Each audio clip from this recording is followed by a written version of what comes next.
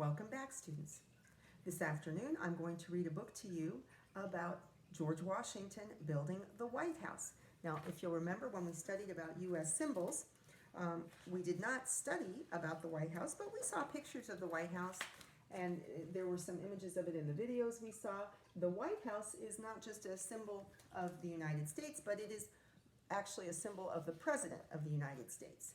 And when George Washington was our president, of course, we did not have the big capital, Washington, D.C., that we have right across the river, the Potomac River right now from us here in Arlington. They were just building the city of Washington, D.C., and there also was not a White House. If you'll remember, if you'll recall, in some of the information we've already read, it talked about how the capital was in Philadelphia, in the state of Pennsylvania for a while, and the capital was in New York City.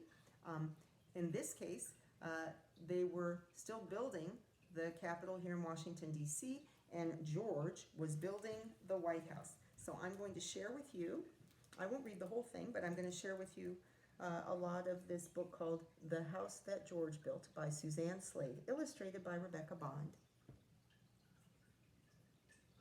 And on the back, on the front, we can already see some of the White House finished. On the back, we can see a big hole in the ground where they must have been digging to start the construction. Here's the title page, The House That George Built by Suzanne Slade, illustrated by Rebecca Bond, Charlesbridge Publishers. And what's neat about this book is usually on one side of the page, it explains some information about the building of the White House, and on the other side of the page, it has a neat rhyming poem. So on this page, we have what's called a foreword. A foreword is a bit of information that they sometimes give before a book starts to tell you what's going on. It's kind of to let you know what the setting is before you start reading. And this just explains about the Revolution and how we won the Revolutionary War against England and how George was elected the president.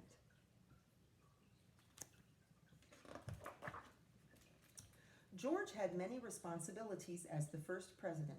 There were laws to pass, important people to meet, and an entire country to run. Although George was the busiest guy in the land, he wanted to create a home where future presidents would live.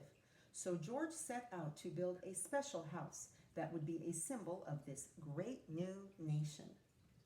This is the story of the president's house that George built.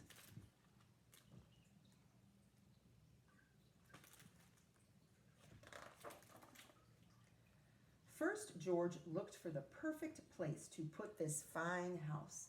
He searched the land and discovered a beautiful wooded hill in Maryland.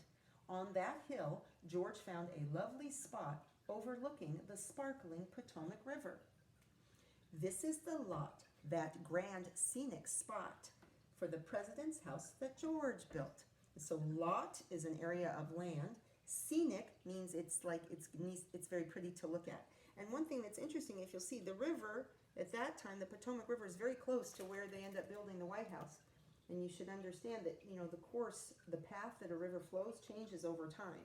And in the old days, the river ran slightly differently and closer to where the White House ended up being built. Next, George needed a plan for the president's house. He held a contest and offered $500 or a gold medal to the person with the best design. When the entries started arriving, George got worried. Some drawings were too small and simple for this strong, growing nation. Others were too fussy and frilly for this hard-working new nation. Then George spied, that means he saw, he noticed, a magnificent drawing with majestic columns, grand staircases, and a stately oval room. James Hoban's design was just right, and he won the contest. This is the design that would stand for all time, that was drawn for the lot, that grand scenic spot for the president's house that George built.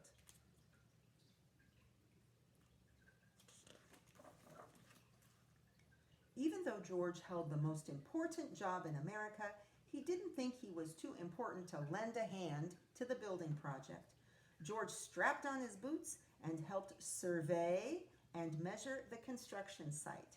Then he pounded in wood stakes to mark the exact location where the president's house would be built. And remember, he was a surveyor, right, since he was a teenager. So it's perfect work for him, huh?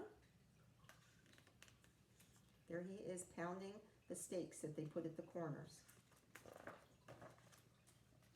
A large hole was dug between the stakes and filled with stone, wood, and sand, creating a firm foundation for the president's house.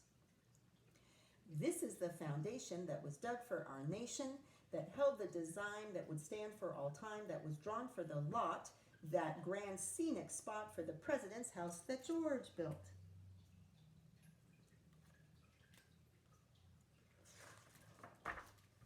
Next, George needed bricks, lots of them. But how could he get thousands of heavy bricks up the steep hill? Fortunately, the mud beneath George's feet contained clay and sand, the perfect ingredients for making bricks. Soon, 2 kilns were baking up red-hot bricks around the clock. Bricklayers used the fresh bricks to lay straight, sturdy walls. You know, I have to stop and think for a minute because this is talking about making bricks, and it also has a word that's a little different. So it talks about how bricks are made of clay and sand. I think they must add other stuff too, and that they have to be cooked or baked in a kiln. So these must be the 2 kilns. They're like hot ovens where they dry out the bricks to make them hard. So kiln, that's a good new word to keep in mind, kiln. This is the brick that was baked strong and thick, that was laid on the foundation that was dug for our nation, that held the design that would stand for all time, that was drawn for the lot, that grand scenic spot for the president's house that George built. So there it is. So I got to stop and think because that's not what it looks like now.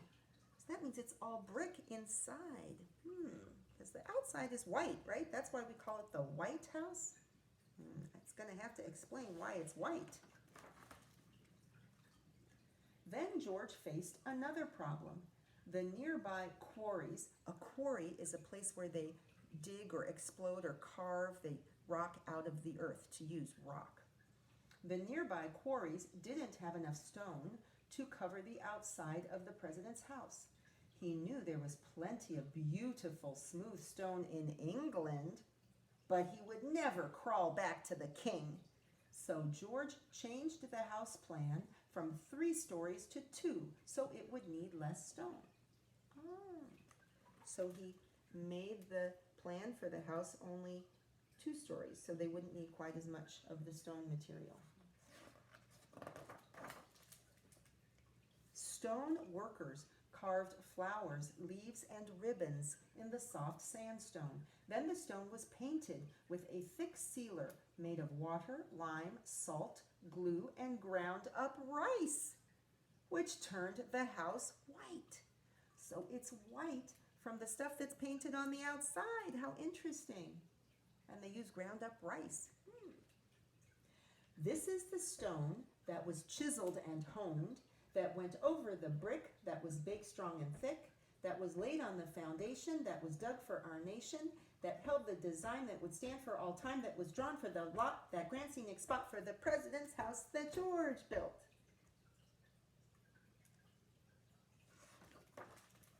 Progress on the president's house was slow, but George wasn't discouraged. Carpenters built a wooden frame for the roof. They hammered sturdy timbers to support the inside walls. By now, over 100 workers, freemen and slaves, lived on the construction site in small temporary huts. They labored, that means they worked, they labored from sunrise till sunset, 6 long days a week. Busy with presidential duties and the house, George worked 7.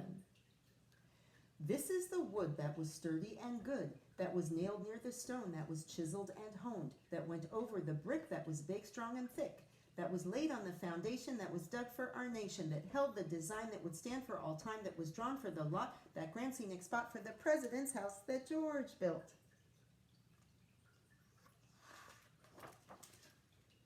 Before George knew it, 8 years had gone by.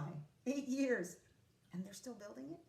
The president's house was nearly finished, and so was his time in office. During George's last year as president, building officials asked him to change the plans because the house was getting too expensive. George approved their request to use slate instead of lead for the roof. So the president's house was topped with slate rock. Unfortunately, this heavy roof leaked when it rained. Oh, goodness.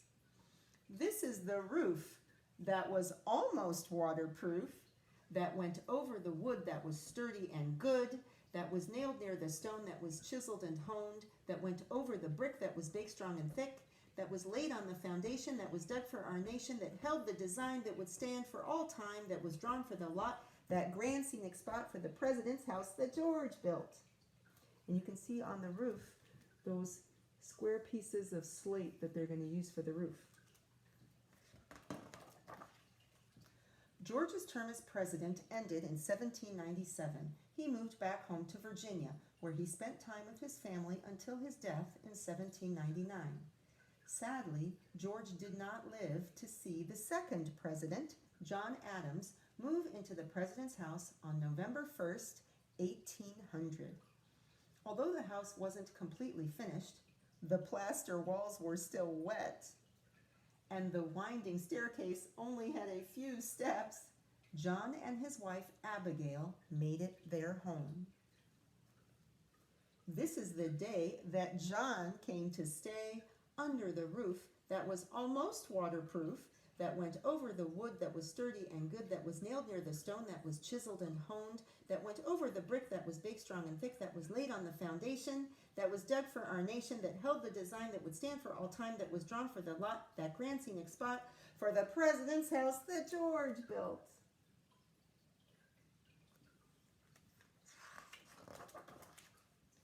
Many neighbors stopped by to welcome John and Abigail, but most really came to sneak a peek at their incredible home. This is the house that George built.